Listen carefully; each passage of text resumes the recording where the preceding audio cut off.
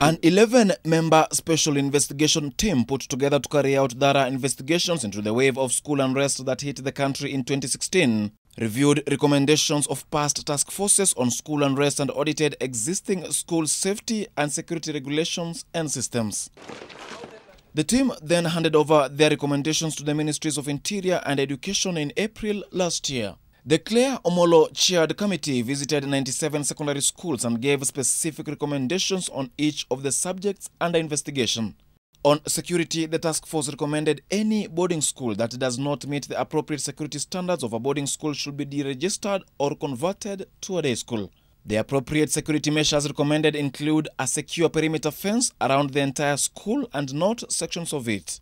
The gates should be manned for 24 hours.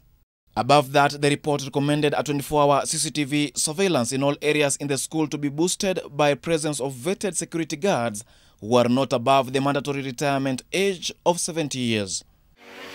Investigations by the special team pointed out loopholes in the area of security guards.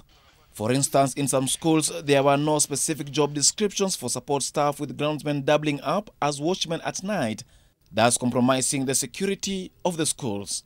Such guards were not vetted during recruitment, and some were ignorant and incompetent in matters of safety and security.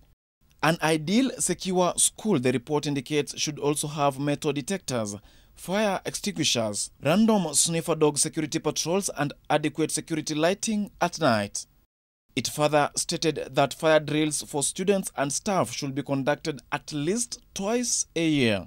The Ministry of Education is tasked with ensuring that any new boarding school being established meets those prescribed standards before registration and admission of students.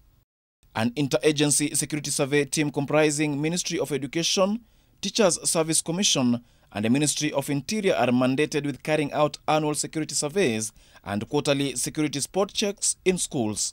The task force discovered that an earlier policy requiring that all head teachers of boarding schools and their deputies reside in schools to effectively monitor and supervise all activities had been ignored by a majority of the 97 schools they visited. The school heads and their deputies are supposed to lay down an effective supervision plan of the school personnel.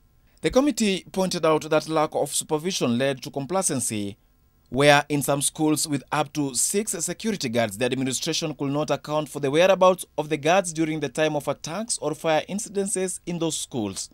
In total, the task force interrogated 168 recommendations by previous task forces, of which 64 have been fully implemented, 54 partially implemented, and 50 not implemented. Daniel Mule, NTV.